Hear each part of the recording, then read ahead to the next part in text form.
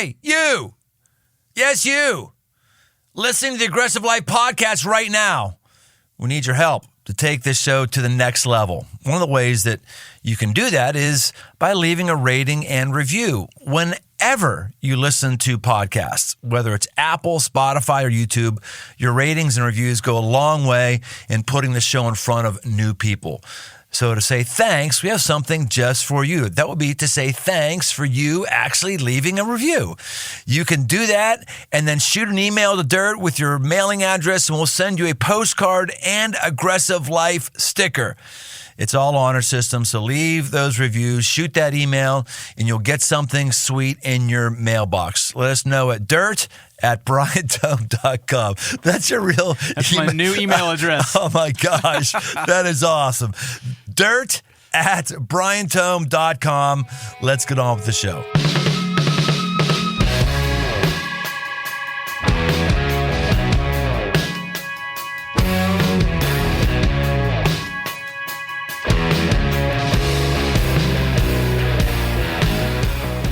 Welcome to the Aggressive Life.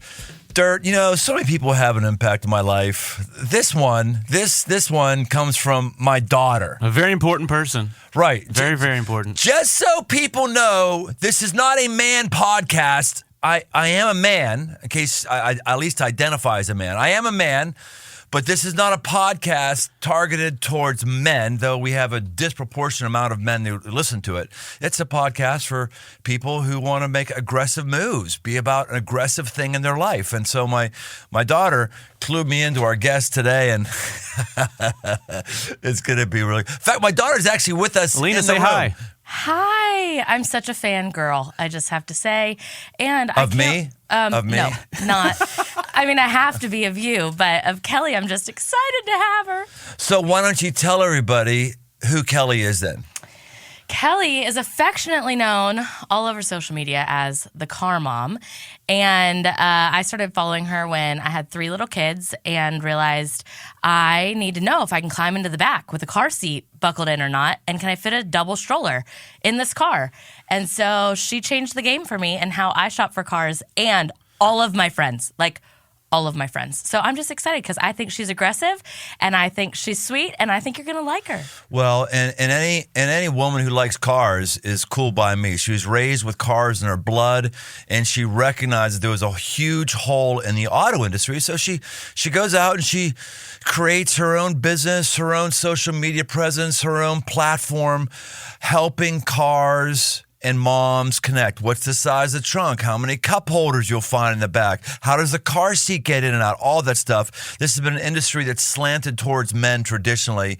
In fact, I always feel bad when I've got my wife. I don't want my wife to ever talk to a mechanic. I don't want to talk to a salesperson, because I know those are oftentimes guys, and they don't know how to communicate with women and don't think about women. And oftentimes women get taken advantage of.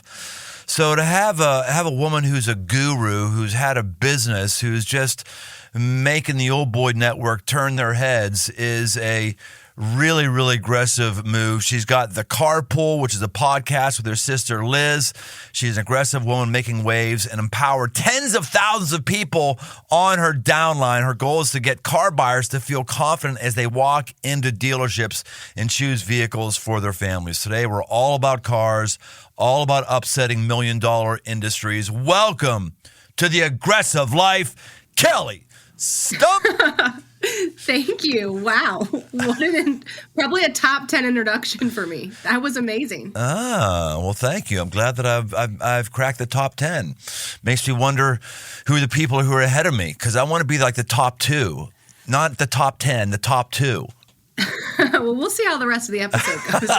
Right. We'll see how she edits me out. So right. Dirt does a great job prepping me for this stuff. And obviously my daughter said, "Hey, we need to get this woman on. Just great." And I say, "Good. Yeah, I trust her." So just for our average person who's part of the podcast, I went and I found just a really good YouTube video, I think, that kind of personifies you.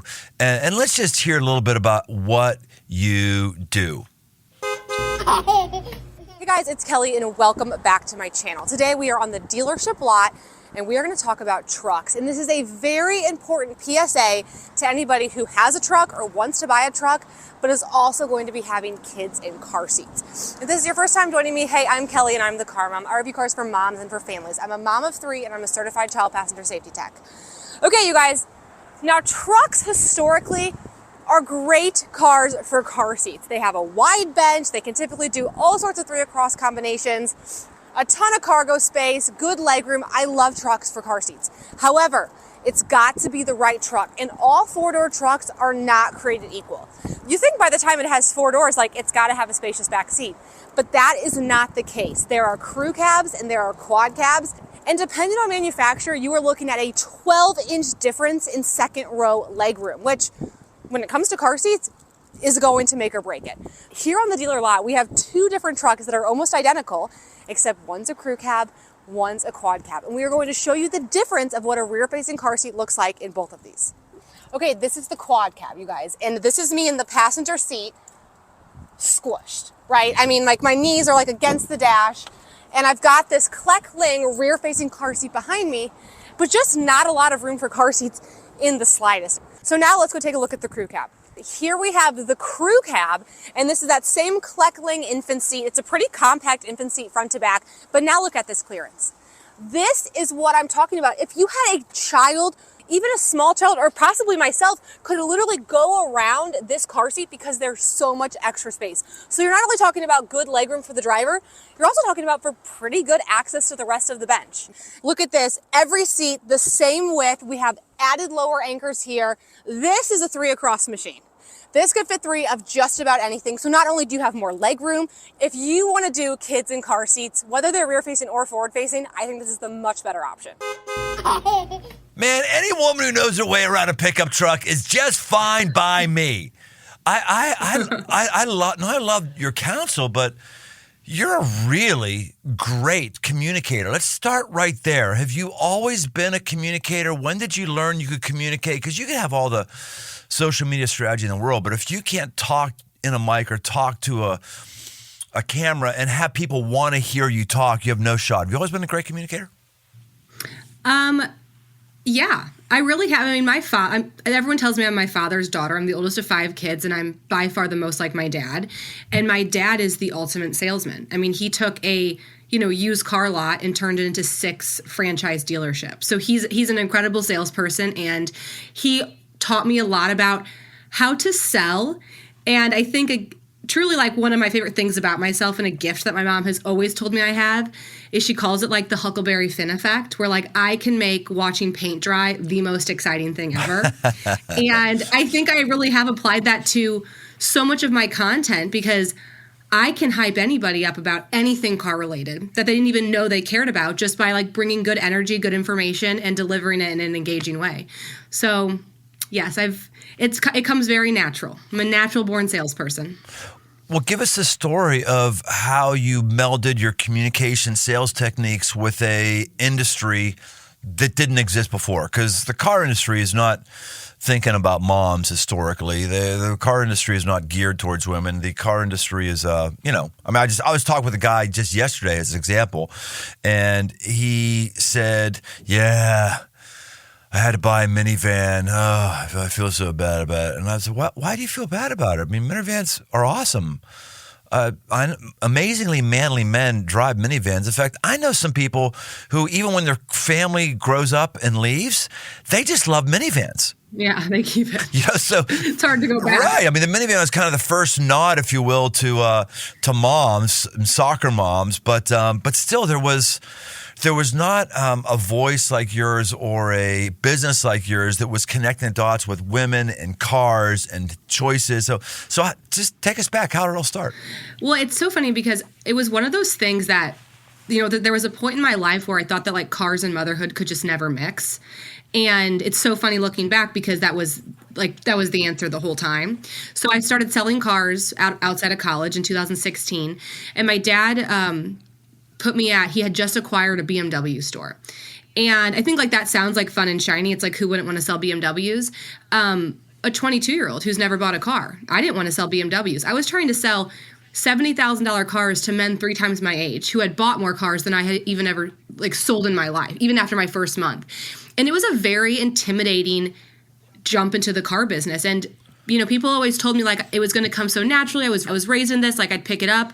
But I quickly realized how little I knew about the auto industry, because in reality, I never bought a car. My parents had never bought cars. Like, I didn't even know you had to pay sales tax on a car. I mean, that's just how naive I was towards it. But I loved selling cars, and I loved communicating with people. And I found that actually, for as bad as a rap as car salesmen have, and how like much people hate dealerships, like the act of buying a car is actually very exciting. And that's what my dad always told me. He said, people love to buy a car. They don't like to be sold. So just don't make them feel sold. Like, just make it a fun experience, because they're buying a car, and especially That's a a great BMW. word. Like, if you're buying a BMW, like, that's exciting. Like, that's something to celebrate. You're buying a luxury car. Like, you've obviously had a lot of success in your life. And so I really just like focused on the fun aspect of like, and really just hyping my customers up. Like, wow, congratulations. Like, this is going to be really exciting. A brand new BMW. But then as I got married and as I, you know, got pregnant and was starting to have kids, I just realized like retail hours and being a mom are just really tough. So I was like feeling really sad and a little depressed, because I felt like I had to choose between being a mom and selling cars. And obviously I was going to choose being a mom. But I just couldn't really like let go of like this career that I loved and this career that I felt like I was really good at. So my husband, while I was pregnant with my second, my husband gave me the idea to focus on the moms. And I was like, oh, that's kind of a good idea. He's like, yeah, you can like just take the minivan to like your park play date and like just try to sell minivans to moms. Like, you know, a lot of moms. And I'm like, this is a good idea.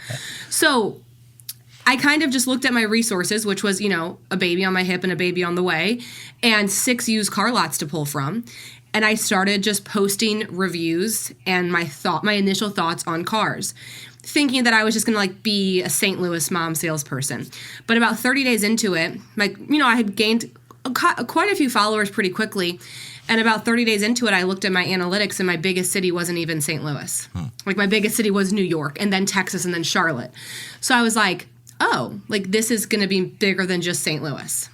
So that's kind of how it got started. How long ago was that? I started in June of 2020. Wow, that's fast then. Yeah, it was So, fast. so when did you started June 2020, and when did it just become, oh, it's the way I make money, and it makes good money? Like, when did that kick in? Well, I was pregnant. When I started, I was pregnant, and I was due in October, and I was still working part-time at the dealership. And I remember telling myself, if I have 10,000 followers by the time I deliver my daughter, I'm going to like go full send on this thing, because that would be enough of an audience where I feel like I could monetize it or hope to monetize it. And I had 14,000 the day she was born, which was really exciting. And I never really looked back.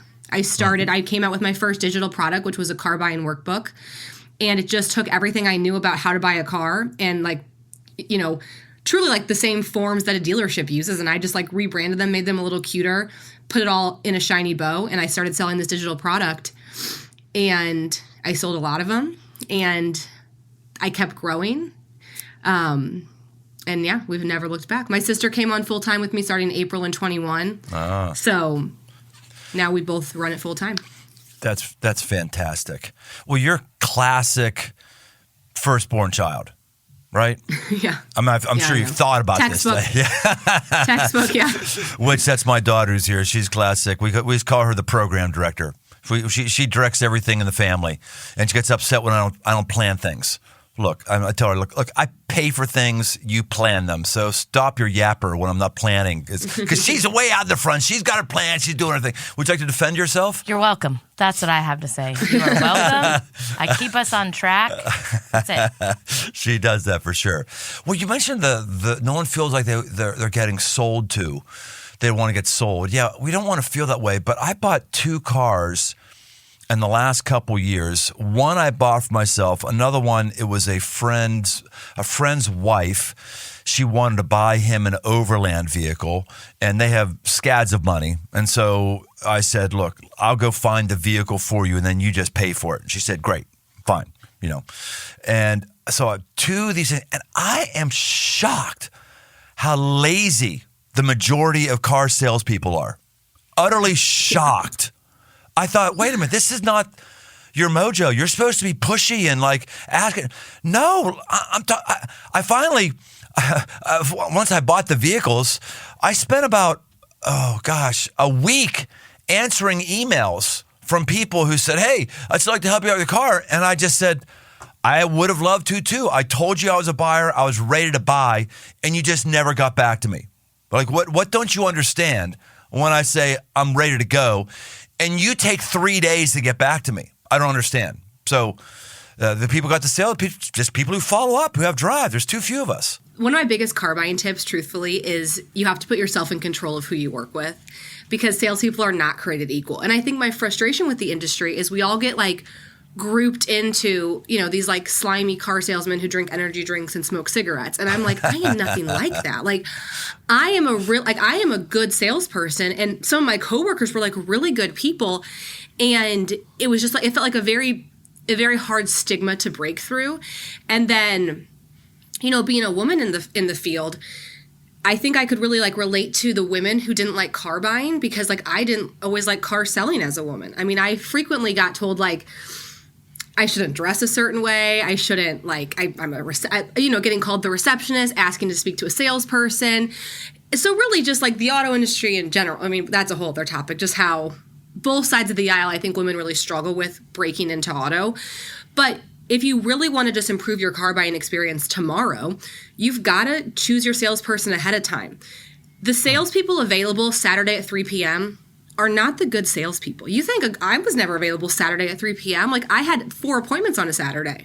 Interesting. So there's this really great platform I like called Dealer Rater, and it lets you read reviews about individual salespeople, and then you can just like book an appointment with them. So that way, like, you choose the top salesperson, you choose another woman, you choose someone with 25 years experience, then you're working with them, and you're not showing up with no appointment and getting stuck with the green bean who just started last week. Because, that's not a good salesperson, and you're not going to have a good experience. Well, why would you even do a salesperson? I find the easiest and best place is just scour the internet and go through their web manager and negotiate there, see what's there, all that stuff. What do you need a salesperson for? Well, I don't like buying cars online. I shouldn't say that. I do think you have much more negotiation power when you're physically in there.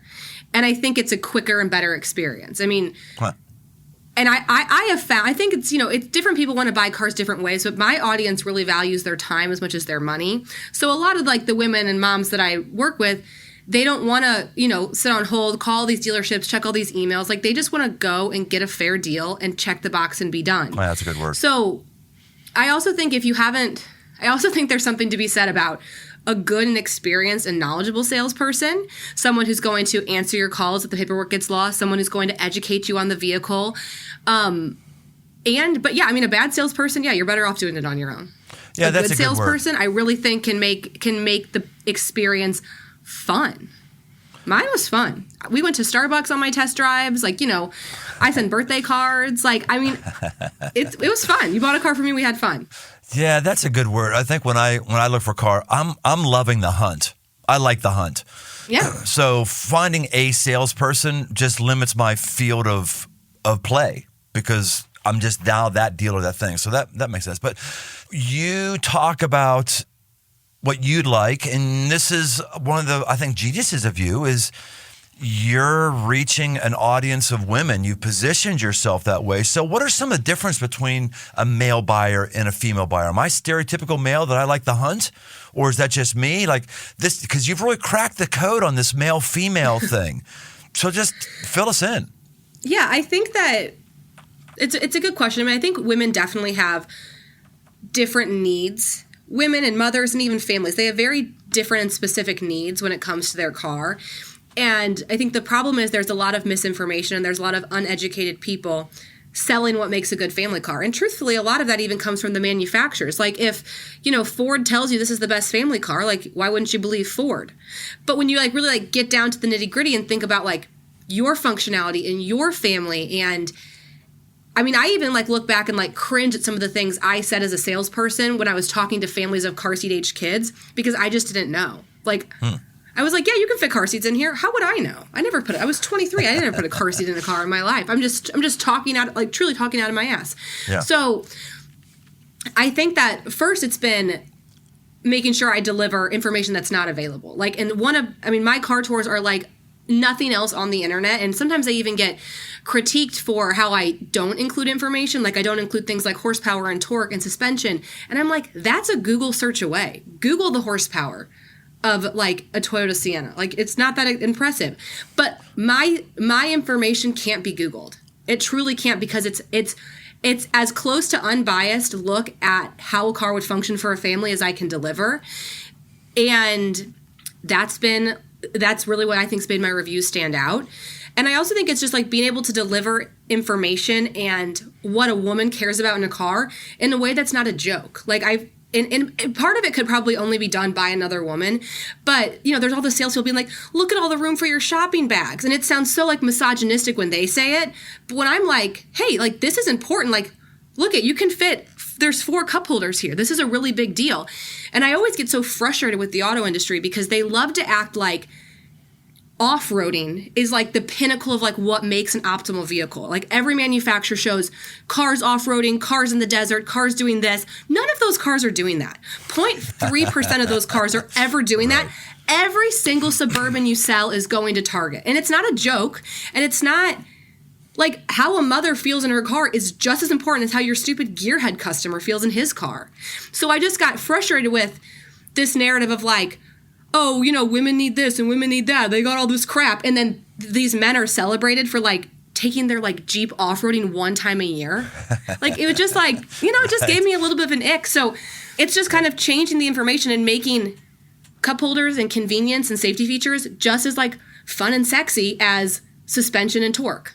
Right. And they're doing the videos of off-roading wrong. Like they're showing these guys slamming over rocks and you got a tire off the ground. No, when you off-road properly, you're creeping and you never want any tire off the ground. They're all creeping. Man, when you did that video we talked about earlier, I just brushed by your communication abilities. But what you communicated in that, when I watched, it was like so fresh. It was confidence inspiring. It was informed. It was really, really strong. And I took notes on you here. This could be the mic drop line of our podcast. At least it is halfway in. You said, my info can't be Googled. I just spoke with a young leader just before our podcast. And I said, well, where do you want to go with your life? What are you doing? And he gave me some stuff, and it was all stuff. I wouldn't disagree with whatever he said. And I then said, what you said, like anybody could say that.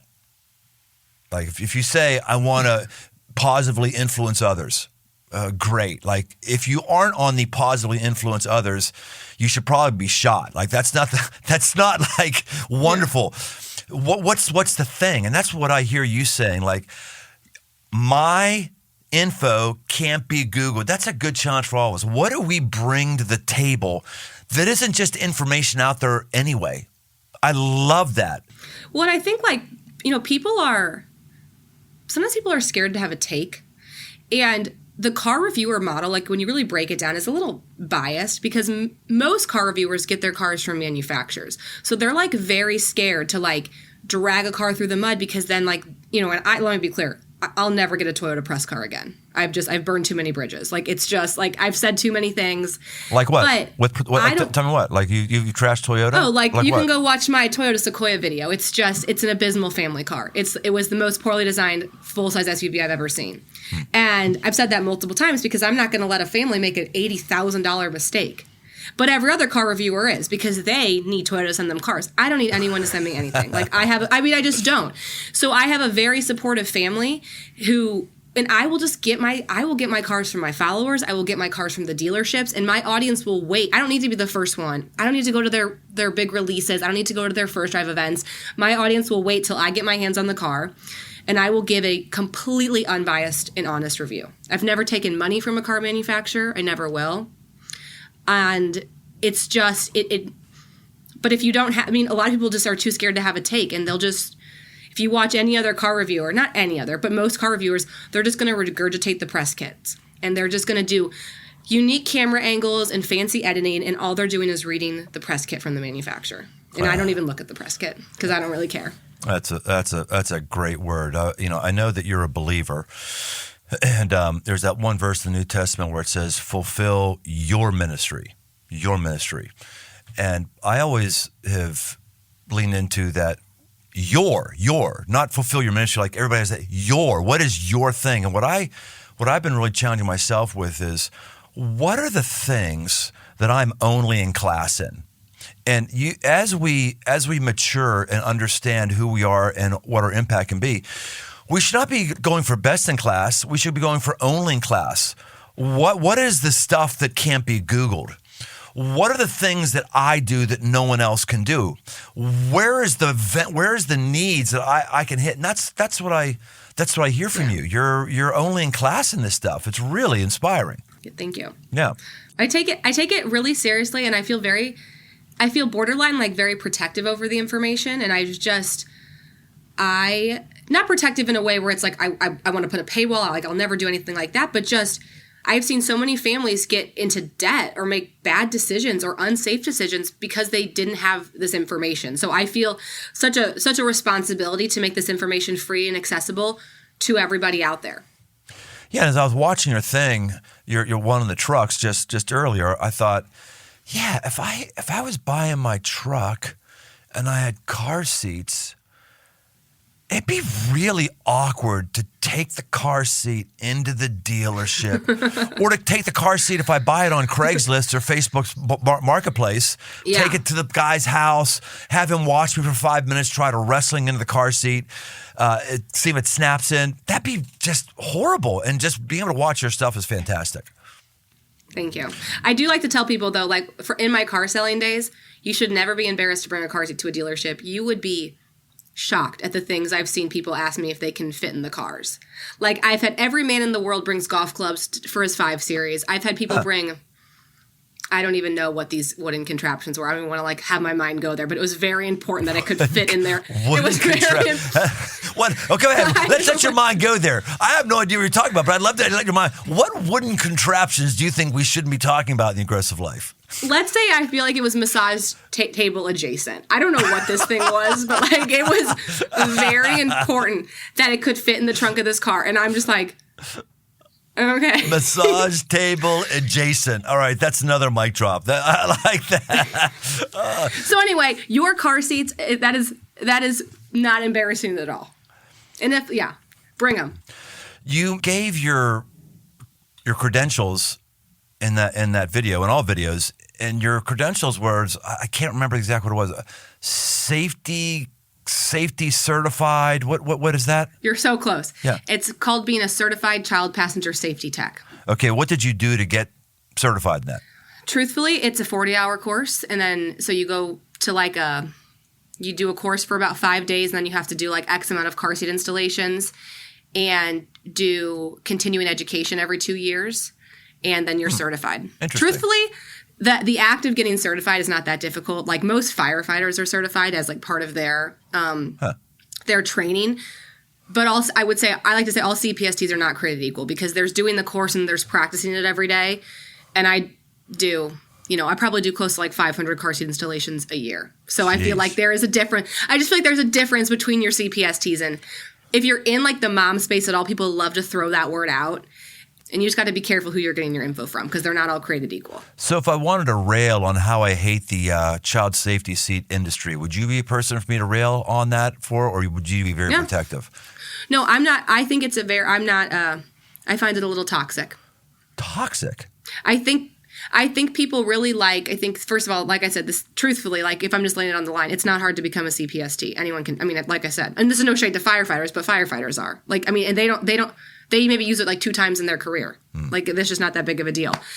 But people really like things that are black and white. And I think people like to feel like they're an expert in things. And the whole point of being a CPST is to get families to do things good, better, and then best. Like, there's a best practice, there's a better, and there's a good. And a lot of, like, the work I've actually done in field, it is dealing with families who are incredibly poor, and they're trying to fit 5 kids in a 4-passenger car. And it's like, we have to decide. And I mean, I'm trying to do the very best I can to like take them from unsafe to a little bit safer. And there's a lot of other and every other CPST is always like, not every other, but a lot of the community is like, has to be best, has to be best, has to be best. And I'm like, well, this family from Uganda is not going to do this. So let's reevaluate and let's try to make this as safe as possible. So no, I don't like the CPS. I mean, I just think it's a little. Well, I don't mind people the like people to be who are right. certified. I just don't like the industry at large. Like, and I hate when I start to talk this way because I show that I'm increasingly becoming an old cranky white man. But let me tell you, back in my day, we didn't have car seats. Literally didn't have car seats. My parents had a Rambler with a metal dashboard. God bless America. When they bought a Dodge Coronet, their first car in the family, they had a padded dashboard. I sat on my mom's lap in the passenger seat, chewing on the pad, and for the rest of that car's life, there was chew marks on it. And then my brother and sister came along, were 5 years younger than me, and he had a car seat. I was like, car seat? This is weird. Just like a padded bar that went, it's just weird. And then as my kids, I've got 5 grandkids now. It's like every younger kid has a more extreme car seat. I'm like, oh my gosh, we designed these now to re-enter Earth's atmosphere? Do these have heat shields on them now? It's insane. It is improved technology. You can kind of compare it to healthcare. We've got better healthcare now than we had a while ago. We have more, and the cars are a lot different. The cars are a lot safer. The cars are going a lot faster. So, yeah, I think I agree with the point, but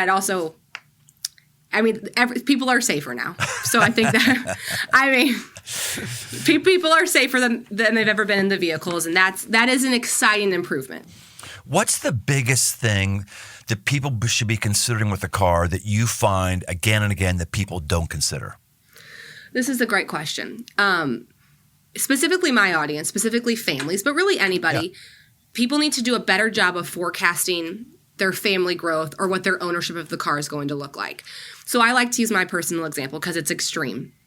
But I am pregnant with my 4th, and I will have had 4 kids in 5 years. Wow. Which I understand is dramatic. 4 and 5 years? God bless America. Wow.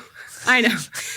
So in 2019, I was pregnant with my first. If I would have bought a little 3-row SUV, it's just my first, blah, blah, blah. I would have never bought a Ford Expedition when I was pregnant with my first. That would have felt so dramatic. I would have bought a small 3-row SUV. Well, now that 3-row SUV wouldn't fit my family. I wouldn't have enough trunk space. I wouldn't have enough car space for car seats. And I would find myself needing to get out of a vehicle loan early because I had kids more quickly than I was anticipating. And this goes for any family looking to buy a car. My number one recommendation for cars for first-time moms is the car you're already driving. You do not need to upgrade to your mom car just because you're pregnant with your first.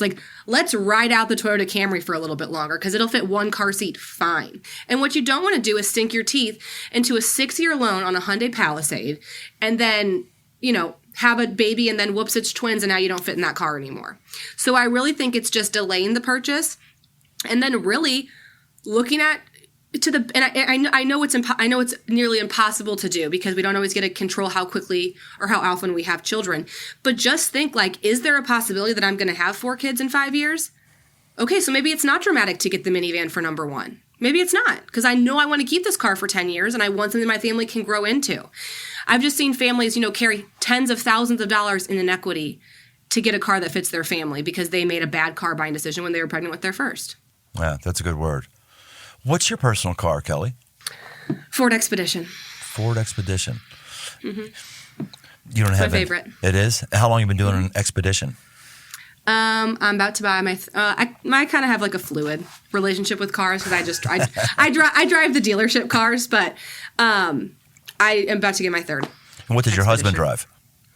F-250.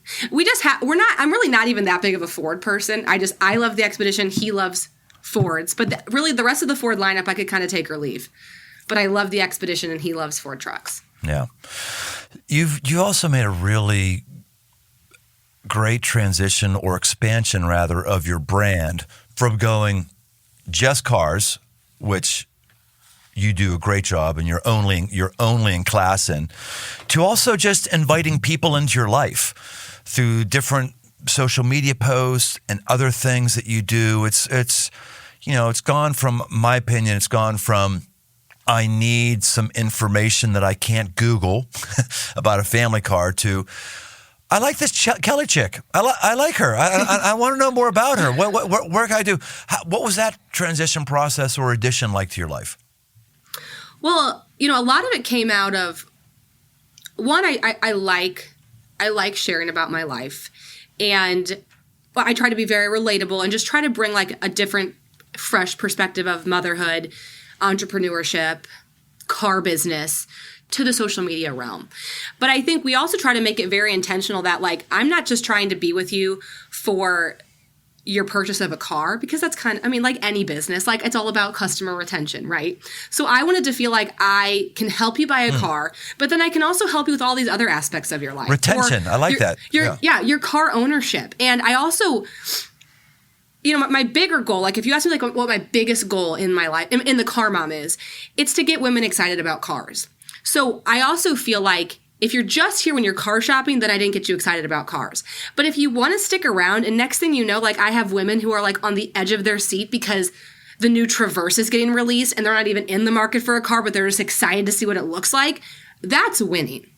Because now I've created this whole new group of women who actually do care about cars, who like to, now they can recognize vehicles. Now they have this like different, now they're just kind of in tune with what's happening in the auto industry. And one way me and my sister do that, which we love, is on our podcast, we have something called Industry News, where we talk about the auto industry like we're pop culture experts, like gossiping about it, basically. Like, oh my gosh, can you believe that Tesla did that? That is some shady stuff that Tesla's doing, or whatever, just whatever the joke is. Interesting. But just giving women a way to connect maybe with like their husbands, their peers, and just feel more empowered through the car buying process. So we intentionally like to try to keep them around. So it's not, I just want people to look at me more. It's not, I just want more fame. It is, or it started as, how can I retain you as a customer? How can I still build into you from now to the next time you need my advice with a car? Keep you in the community, if you will. Yeah. Can I say something? Yes. Long-time listener, first-time caller, Kelly. I follow you. And one of the things that I have just noticed about you is I think that you are wired as an evangelist. You're someone who anytime you experience something new, something good, you want people to know about it. So the broccoli you make, your kids will eat it. You want everyone to know. I can help you get your kids to eat broccoli. You got a good deal at Athleta, we're going to hear about it. Like you bring us into all of the other good things that are happening in your life. And I think it's because that's just who you are and how you're wired. It's probably why you're a good salesperson, but it's also why I like following you, because I just want to know, what does Kelly think is good? Because I might like it too. And you've retained me as a, thank you. So I'm a success story of yours. Yeah, I mean, it feels a little conceited to be like, well, I just think like I'm relatable and like, I have all these good tips, because I think there's just so many mom bloggers on Instagram. There's so many influencers on Instagram, and so much of it just does feel inauthentic and unrelatable. And not to say like I'm more relatable than the next girl, because again, that sounds conceited. But I just think I feel like I stay very grounded. I mean, I live in a town of like 7,000 people, and I just think the internet needs a little bit more of that. And yeah, I don't know. I don't think I like it. I don't think you sound conceited at all. I don't. Well, thanks. It's just hard to be like, well, who wouldn't want to follow me? Like, I'm so down to earth. Like, that doesn't sound very down to earth to say that. But no, the only people who would think that you sound conceited are the people who are jealous that they can't have the impact that you're having, and they assume that you must have too large of a head and you must have lost your roots, because anybody who has that kind of success has got to be off their rocker. And that's just people reading their own baggage in. That's just ridiculous. Yeah. Well, I find it invigorating to talk cars. So let's get back to cars, because we haven't. Do it. I like cars. Yeah, I'm a car person. We haven't really had a car conversation here in 5 years or so, have we? Not in a while. Yeah. So let's do it. Yeah, amen. So I'm a car restoration guy. I've been doing that. I'm restoring. I'm going to leave early today, and I'm going to redo the wiring on a 1978 Jeep CJ7. It's the same type of vehicle I had in college, and I bought the identical vehicle, and it's a frame-up restoration. So I'm doing that. I've got a 1953 vintage Dodge Power Wagon. It was based on the the thing that was in World War II. And I just like cars. I don't buy them very often because they're very, very expensive, at least the new ones. But it's got to happen every once in a while. And so let's get the expert here. Here we go. Sometimes we have like the lightning round, which the lightning round is. I like this. Yeah. Okay. So here we go. But normally the lightning round is you can only have one sentence. I'm going to give you more sentences if you want them. Just know, like, we're going quick here. I'm going to give you a bunch of stuff and let you fire it off, and you will be the most revered and knowledgeable car voice we've ever had on The Aggressive Life. Love it. Okay. Here we go. When you climb into a car, what are the first things you're looking for? I am looking for cubby spaces, good cup holders, good like places to throw my crap, my phone, my lip gloss. And I also pay attention to the different materials and textures used. I like when manufacturers get creative with different stitching, different materials, different ways they've textured those materials. I think that kind of gives a car a nice high-end feel, even if it's not a high-end car. I like that. All right. Someone falls in love with a car and they want to buy that car, but they can't pay cash for the new car. Any tips for cars and car payments? Yeah. So I think number one, before you go to the dealership, you have to estimate your payments. Like, do not let the first time you see a car payment be across from the salesperson's desk. So you'll get sold, you'll get buyer's remorse, you'll spend way more than you wanted to. So I have this free calculator on my website, and you type in the price of a car, it'll tell you what the payment's going to be. And that sounds very elementary till you realize that no one does that, and then they see then they see the payments of a Kia Telluride, and they don't understand how it's $700 a month. Like the $300 payment, unless you're looking for an $18,000 car, you're not getting a $300 payment anymore. So just be aware of that. Know what the payments are going to be, give or take, $25 before you go. And I'm a big fan of the used car market. I frequently recommend cars. I recommend that families frequently look at cars over 100,000 miles. Cars can make it to 200,000 miles. Yep. If they didn't, manufacturers would not put recommended maintenance at 200,000 miles in them. And a car with 100,000 miles on it that hasn't had a lot of issues is a pretty good, reliable car. Like, I'm not a betting woman, but if you asked me if a brand new car or a car with 100,000 miles on it would make it to 200,000, I'd probably pick the car that already has 100,000 miles on it. It hasn't had any issues. Why wouldn't I pick it? Boy, that's a great word. When I was in high school, we had a thing called power mechanics class. And that sounds fun. It was. You would change oil in school, in your public school. They had shop class. That's cool. Yeah. We one time we took a Gran Torino station wagon and we chopped it in half and made it an El Camino. Chopped off the roof. It was fascinating stuff, right? And I remember the Mr. Harrison. He put up on the chalkboard, he was a former mechanic at a dealer, put up on the chalkboard, 80,000. And he said, I would not buy a car that's getting any close to this. That's the end life on a car. And to where we are right now. You're right, Kelly. They go and go and go and go. It's pretty cool. Yeah. What percentage of people who are coming into a new car dealership are doing payments? 85. 85%. To 90. Yeah, I mean, and a lot of people have car payments. And I think something my dad always not taught me, but like a point my dad makes is if you just also understand that like you're going to be the kind of person to have a car payment the rest of your life, because people just don't get honest with themselves. Everyone says, you know what? No, this is going to be my 10-year car. It never is. For most people. Like most people they get the itch and every 5 years they want to get out of the car and then they're right back to where they started with a car payment. And if you really just like, and I'm not saying this works for everybody, but if you just think you're going to be the person who wants a new car, your needs are changing, that's where we really like to recommend leasing a lot. People are scared of leasing because they feel like they're not building anything. But when most people are in the market for a car every, 40 months anyway, you're like, okay, well, at this point, like we're better off. You're truthfully better off leasing. So does Dave. Not to say that there aren't some cash buyers. Oh, you're going to bring up Dave Ramsey? Yeah, so does Dave Ramsey just email evil taunts? Does he send 666, Instagrams to your house? It's so funny. I actually know Rachel Cruz, his daughter, pretty well. And we do have disagreements on this. And while I have a lot of respect for what they do, the part of the Dave Ramsey model that they forget is it is okay to spend money on a safe, reliable car for your family. So like the newer cars, they have better crash ratings, they have better crash avoidance technology, and I don't think that you can look at a mother square in the face and tell her that you don't think her, like, if she wants to take on a car payment to get a safer car, it's fine. And I'm not even saying you have to buy new. You know, since 2018, all of these cars have all this crash prevention technology, but I don't think it's always the answer to tell a family to buy a 2010 that they can pay cash for. Yeah. And it's okay to like want to invest a little in your family's safety. If you're going to spend money on anything, I would argue that has a little bit of weight to it. Yeah, I just got into bad credit card debt when I was younger, and I've drilled into my kids big time, like no car payments. Or if you need it, then great, have it for a while, and like ride that sucker out, you know.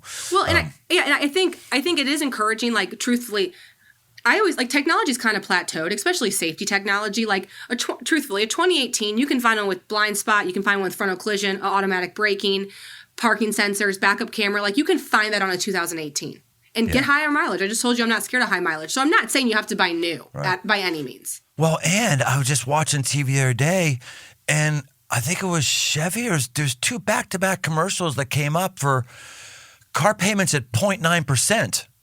And I'm thinking, 0.9%? You're basically, why would I, even if I had cash, why would I do that? I think I need to go buy a new car. Like 0.9%, that's insane.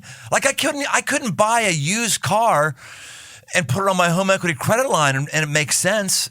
Not so. All right, let's get back to cars. This is good. I got a pro here, someone who knows more than me. It's always good. What separates a great car from a good car? I think, truthfully, at least for my audience, really good functionality of all as many rows as the car has. There's a lot of cars that like love to just throw seatbelts in the third row and call it a 3-row SUV, and I'm like, okay, you're gonna ask me to put my children back there, and you didn't even like bother putting an air vent? Are you kidding? So I think cars that make every seat safe and comfortable and convenient separates the good from the great, at least in the family car market. So you find that car that's a great car, and you find that car that you're not just going to roll over into another lease or something like that. What are your tips for making our cars last as long as possible?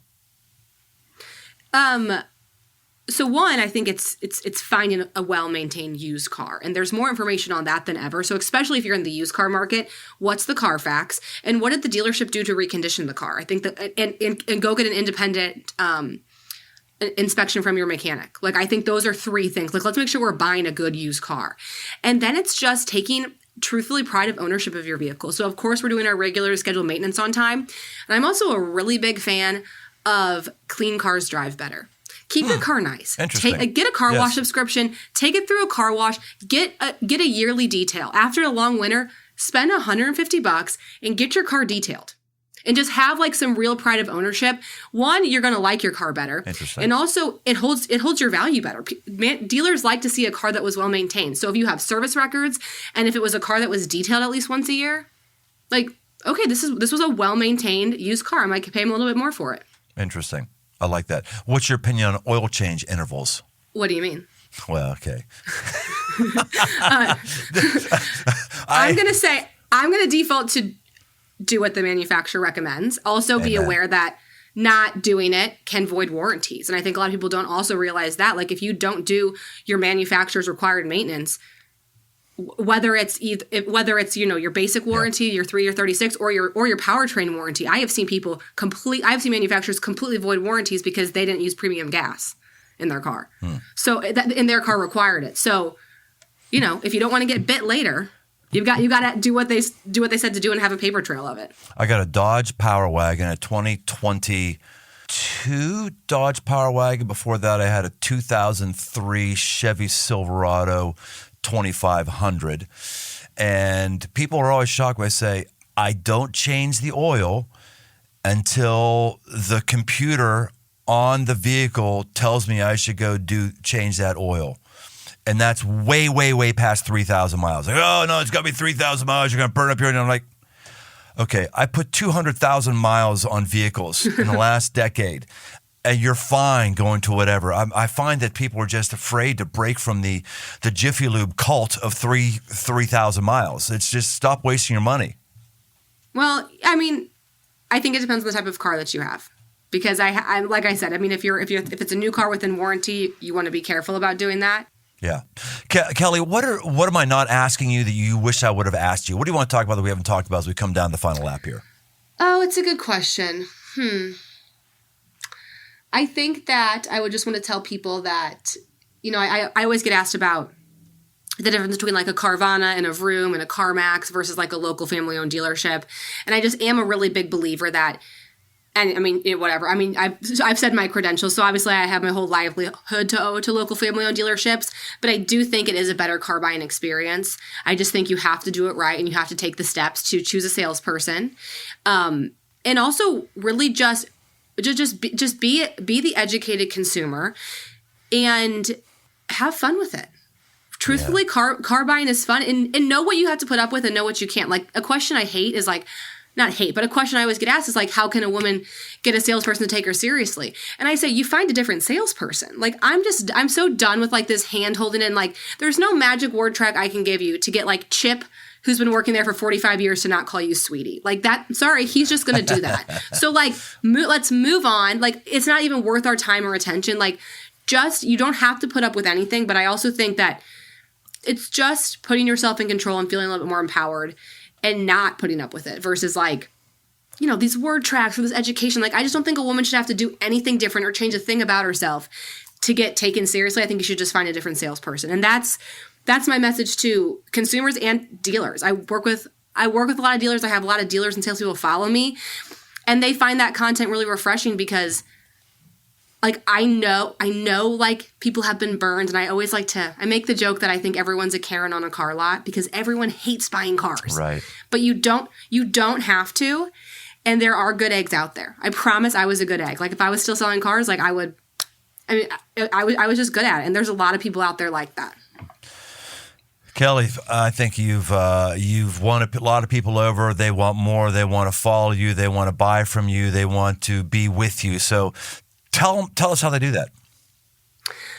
Well, you can follow me on Instagram at The Car Mom. Our website is The Car Mom. YouTube's The Car Mom. And my podcast is The Carpool. So our website is where we host all of our really detailed reviews and like cornerstone pieces of content. And Instagram is a highlight reel. Man. Oh, thank you so much. I'm going to give my closing comments because you don't have to be around and you got a stop at 12. So okay. This is fantastic, Kelly. Thank you very much. Thanks, guys. Thanks, have a good Kelly. one. Bye now.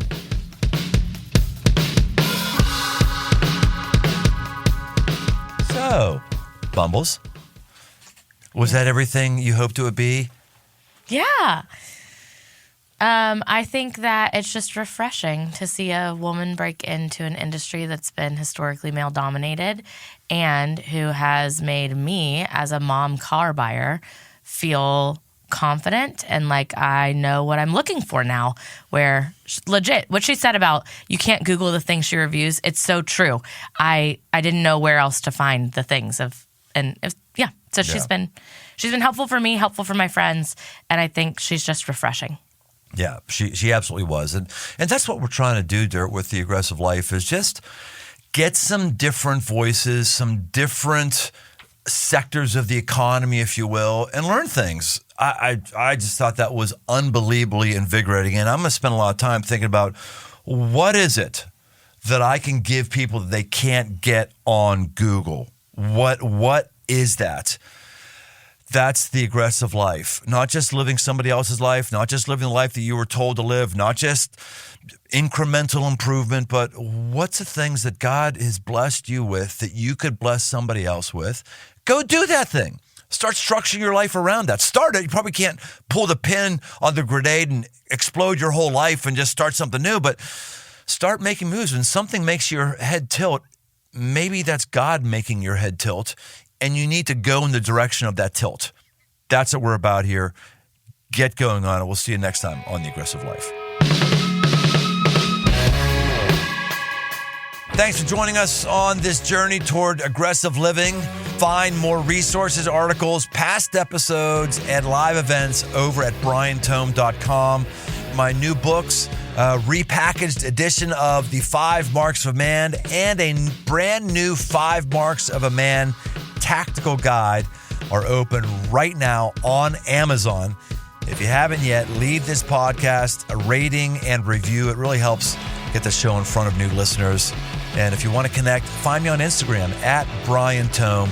The Aggressive Life is a production of Crossroads Church, Cincinnati, Ohio.